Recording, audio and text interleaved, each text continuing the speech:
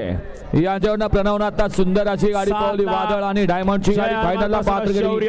त्याबद्दल प्रणवला 300 रुपयाचा ऑनलाईन इनाम. वडा सेमी फायनल 7 ला जय हनुमान प्रसन्न शौर्य शरद चिरमाने देवी खिंडी थायमार ग्रुप साखरवाडीकरांचा बावऱ्या आणि अंश प्रल्हाद चव्हाण जांभुळणी तांडा छत्रपती संभाजीनगरकरांचा शंभू.